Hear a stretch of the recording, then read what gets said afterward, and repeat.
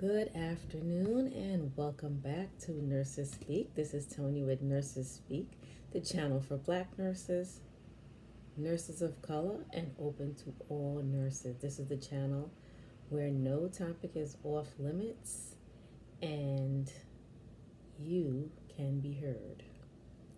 So here we go.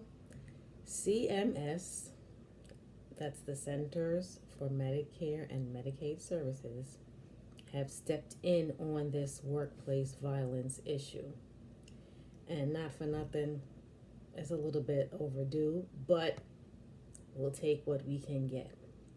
So on November 28th, they issued a memo, and this memo is from the Directors of Quality, Safety, and Oversight Group and Survey and Operations Group to state survey agency directors. So that's significant because that's letting us know that CMS surveyors are going to be looking for workplace violence prevention and training in the hospitals. That's your heads up right now. Okay?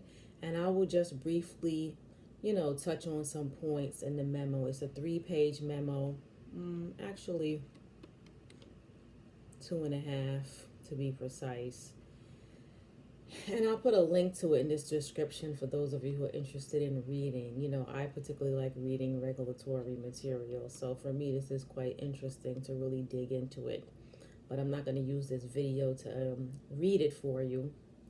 As I said, I'll put a link in the description so you can read it. But this is significant because this is what nurses and other healthcare workers have been demanding for quite some time, that facilities put violence prevention, education, training, and adequate staffing in place to address these incidences. And of course, we know prevention is key, right?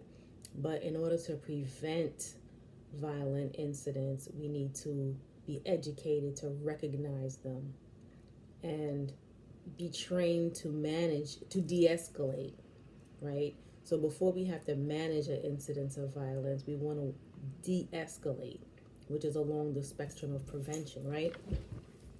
And so we have to be trained to identify what does the beginnings, what are the early signs of a violent situation look like, right? The training has to be very specific.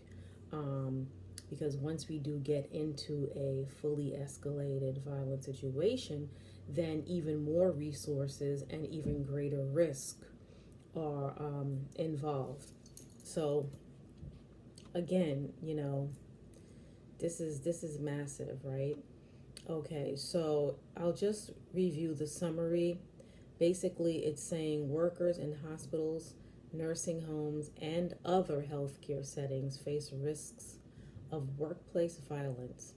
Many factors contribute to this risk, including working directly with people who have a history of aggressive behavior, behavioral issues, or may be under the influence of drugs. Okay. And it says that from an April 2020 Bureau of Labor Statistics fact sheet found that healthcare workers accounted for 73% of all non-fatal workplace injuries and illnesses due to violence in 2018. And this has been steadily growing since tracking of these specific events began in 2011. All right, so we're nowhere near, making any significant improvements yet.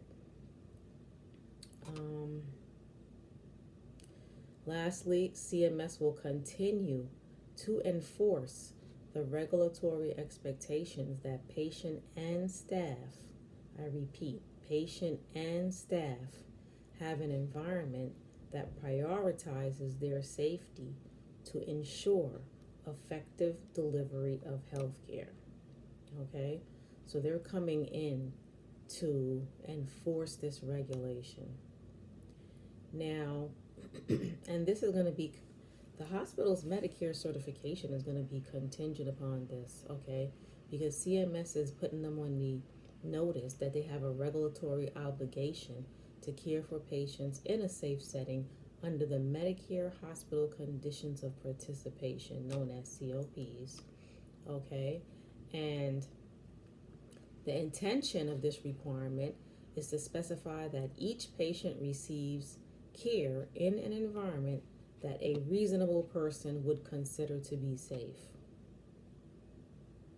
And that safety includes, and I'm going to read this only because it is significant and we need to all be aware of what rights, expectations CMS is granting us, okay, when they spell this out.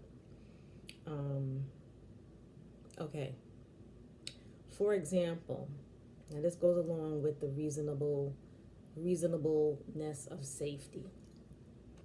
Hospital staff should follow current standards of practice for patient environmental safety, excuse me, infection control, and security. The hospital must protect vulnerable patients, including newborns and children. If you know, I did a video not too long ago talking about an incident where a visitor of another maternity patient attacked some other staff, another patient, and their baby. All right, that happened recently. I believe it was in Texas. Additionally, this standard is intended to provide protection for the patient's emotional health and safety, as well as his or her physical safety. This is verbatim from the memo, so please don't get angry at me because of the his, her pronouns. That's what it says in the memo from CMS. I'll continue. Respect, dignity, and comfort would also be components of an emotionally safe environment. You get that? Respect, dignity, and comfort. That all ties in with emotional safety. So let's see now what hospitals need to do. And it's going to tell them. In order to provide care in a safe setting, hospitals should identify patients at risk, okay, for intentional harm to self or others. Identify environmental safety risk for such patients, and provide education and training for staff and volunteers. All right. Now it goes on to say, although all risks cannot be eliminated, hospitals are expected to demonstrate how they identify patients at risk of self-harm or harm to others, and steps they are taking to minimize those risks in accordance with nationally recognized standards and guidelines. Okay, the potential risks include, but are not limited to, those from ligatures, sharps, harmful substances, access to medications, breakable windows, accessible light fixtures, plastic bags, in parentheses, for suffocation, oxygen tubing, bell cords, etc.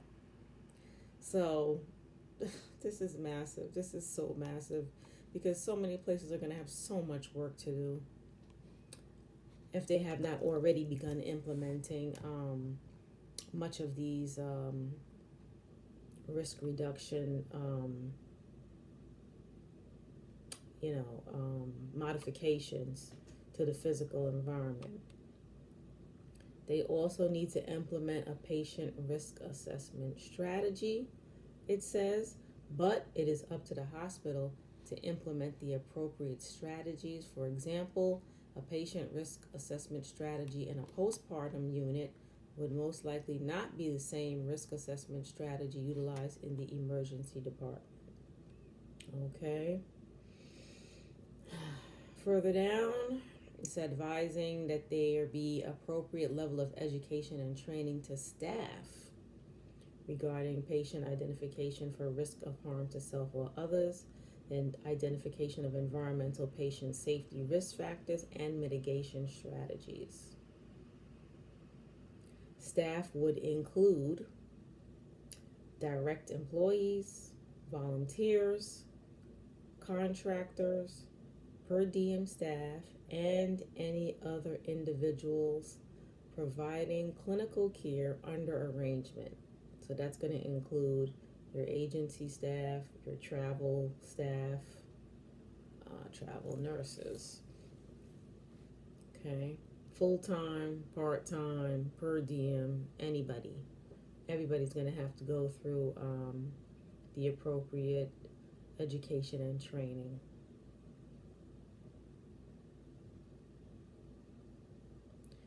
The emergency preparedness condition of participation contains requirements for hospitals to train staff and to have policies and procedures aimed at protecting both their workforce and their patients. However, it's giving them the flexibility to tailor the training to the particular patient's services staff provide and the patient population they serve. They recommend initial training and at least every 2 years after the initial. It says CMS has cited hospitals for failure to meet these obligations, and it gave 2 examples.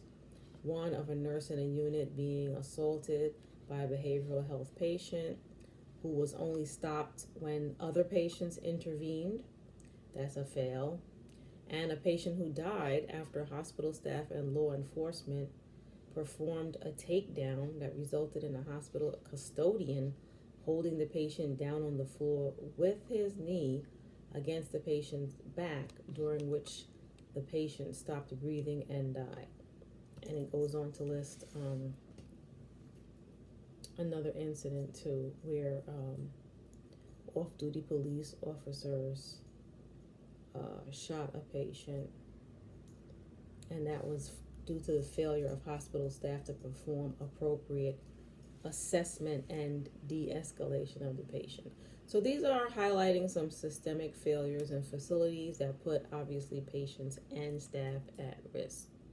So CMS is already letting you know what is coming down the pike for surveys going from now until.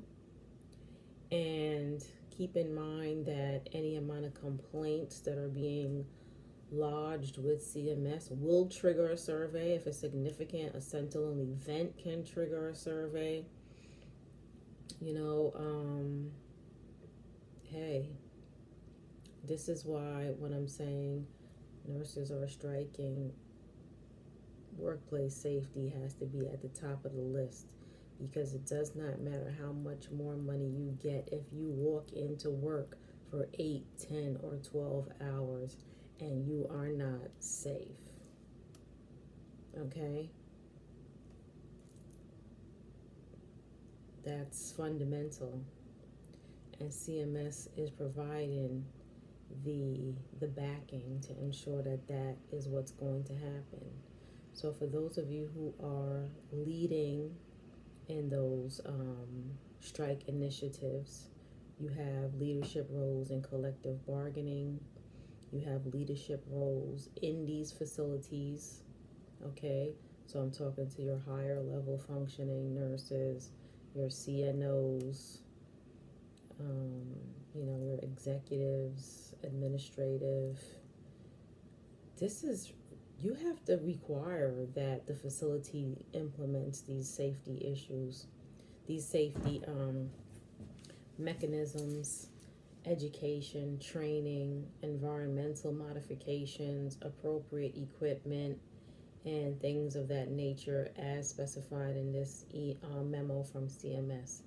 Because not only will there be citations against the facility, people are being sued individually for failure to implement those things that are necessary to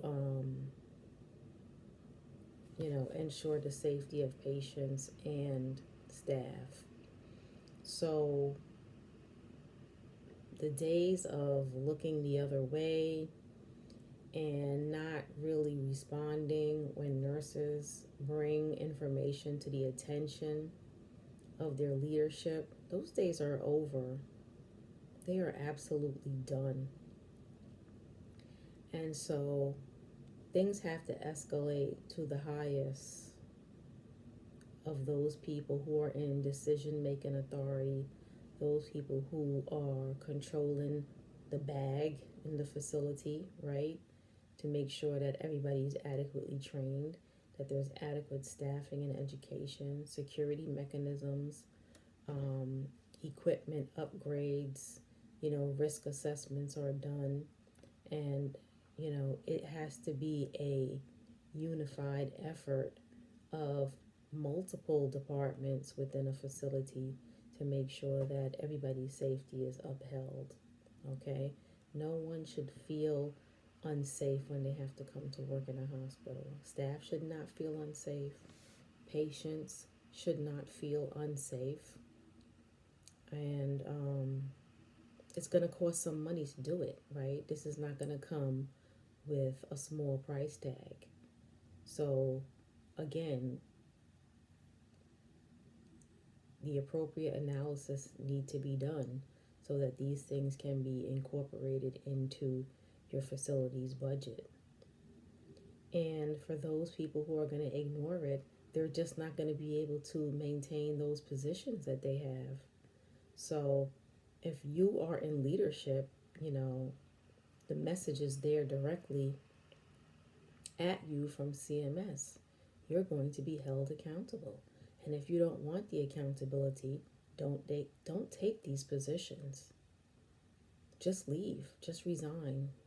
Just allow someone else to occupy the space who's willing to do the work and do what's necessary to ensure the safety of patients and staff in these settings. Okay?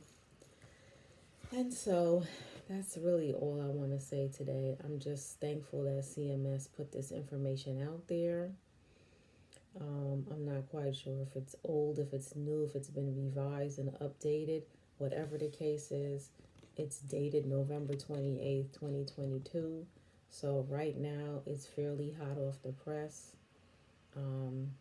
Today is December the 3rd, so just a few days ago that this came out. And, I just want to encourage you out there, those of you who work inside of hospitals these days, even those of you that are patients, caregivers, families of patients, because this is encompassing everybody right now. If you see something unsafe, speak up.